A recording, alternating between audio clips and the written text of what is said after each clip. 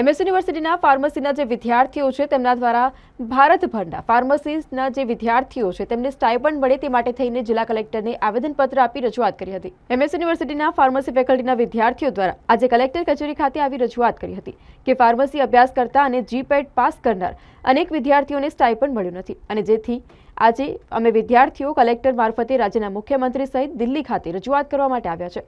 અમારા ઓલ ઇન્ડિયાના ફાર્મસીના વિદ્યાર્થીઓને 12,400 જેટલું દર મહિને સ્ટાઇપન્ડ મળે છે અને જે હજી સુધી મળ્યું નથી। સ્ટાઇપન્ડ આપવા માટે યુનિવર્સિટી ગ્રાન્ટ કમિશન કે ફાર્મસી કાઉન્સિલ ઓફ ઇન્ડિયા હજી સુધી કોઈ કાર્યવાહી નથી કરી, જેને લઈને ભારતના 6,000થી વધુ વિદ્યાર્થીઓ સ્ટાઇપન્ડથી વંચિત છે।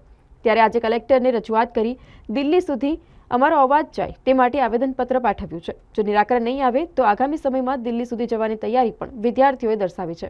અમે માસ્ટર્સના સ્ટુડન્ટ છે ઓફ ફાર્મસી। અમે કરન્ટલી છે ને માસ્ટર્સ કરી રહ્યા છે ઇન ધ અલગ અલગ ડિફરન્ટ ટાઈપ સબ્જેક્ટમાં કરીએ। અમારું છે ને દર વખતે વર્ષોથી એક છે ને સ્કોલરશિપ આવે જેને જીપેટ કહે છે, only for the pharmacy student માટે હોય છે જે માસ્ટર્સ કરવા માંગે। એ સ્કોલરશિપની અંદર શું હોય છે કે તમને દર મહિને 12,400 રૂપિયા મળે છે। હવે 12,400 રૂપિયામાં એવું છે કે પહેલાં હાલતી હતી એઆઈસીટી, પણ એઆઈસીટી આખતે આવી રજૂઆત કરી છે કે હવે એ સ્કોલરશિપ નહીં હાલે, યુજીસી કાં તો પીસીઆઈ હેન્ડલ કરશે। તો પીસીઆઈ કીધું હતું, એ વિડીયો ક્લિપ બી છે જેની અંદર PCI president doctor Montu Patel બોલી રહ્યા છે કે પૈસા એ જ આપશે, પીસીઆઈ આપશે અને એમનું યુજીસી કરે। તો આ બેના વચ્ચેની મિલીભગતમાં અમે લોકો ફસાઈ ગયા છે। એ લોકોના પ્રોપર પ્રોસિજર આલીના સ્ટેપ આલીને અમને કશું જ આઈડિયા નહીં કે કઈ રીતે વાત કરવાની, શું સ્ટેપ કરવાની, કઈ રીતે સ્ટુડન્ટ આઈડી જનરેટ થશે, કશું જ આઈડિયા નહીં। અને એવા બધા અમે આમ તેમ બધી જગ્યાએ દોડતા આમ ભાગ્યા।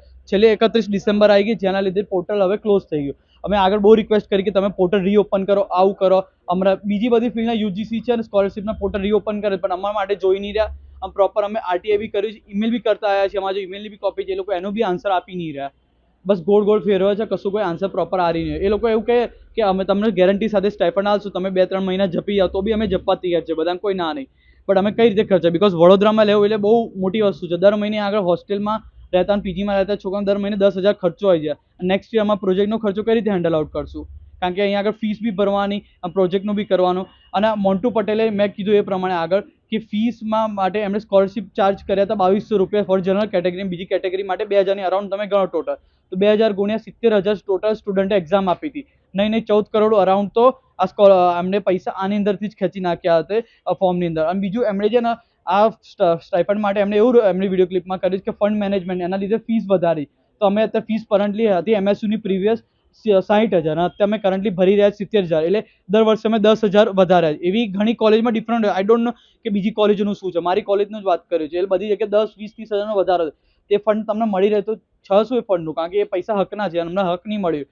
રિયલી બહુ ખર્ચા કાઢો કાઢા છે અને રિયલી ઘણા એવા માસ્ટર સ્ટુડન્ટ ડ્રોપ આઉટ કરી લીધું છે અને અહીંયા આગળ બી ગુજરાતભર અને દેશભરમાં વિચારી રહ્યા છે ડ્રોપ આઉટ કરવાના। કેટલા વિદ્યાર્થીઓને અત્યારે નથી? અરાઉન્ડ 5500 સ્ટુડન્ટ છે એપ્રોક્સ, મને ઓવરઓલ ઇન્ડિયામાં 5500 તમે ગણી શકો છો। ટેન્ટેટિવ તમે ગણી શકો છો, કોઈ શ્યોરિટી આંકડો નહીં। આજે તો કલેક્ટરને રજૂઆત કરી છે, બરાબર? હવે આગળ શું રણનીતિ? હવે અમે અહીંયા હોપ ટ્રાય કરી છે કે અમને કંઈ આન્સર મળી જાય, અમારું કંઈ કામ થાય। હવે નહીં થાય તો નેક્સ્ટ અમે જોઈશું આગળ અમારે શું કરવું છે। બધા ભેગા થઈને ઓવરઓલ ગુજરાતમાંથી બધા ભેગા થશે અને રજૂઆત કરશે શું કરવું કે શું નહીં કરવું। કાં તો ભાઈ છેલ્લે દિલ્હી બી જવું પડે તો બી ના નહીં બધાને, પછી વાત કરવા જવું તો પડશે જ, કોઈના સામે પક્ષ રાખવો જ પડશે અમારો, કારણ કે કોઈ સાંભળવા બી તૈયાર નહીં, ના કોઈ આન્સર આપવા તૈયાર। અને લોકો કોલનો બી રિપ્લાય નહીં આલતા અને ઈમેલનો આલે છે, કોલમાં ગોળ ફેરવા છે કે યુજીસી કે તમે એનએસપી જાઓ, એનએસપી કહો યુજીસી કે પીસીઆઈ, એ રીતે અમે ગોળ જ ફરી રહ્યા છે, કોઈ પ્રોપર આન્સર નહીં અમારા જોડે। શું નામ આપનું? લૌકિક શાહ।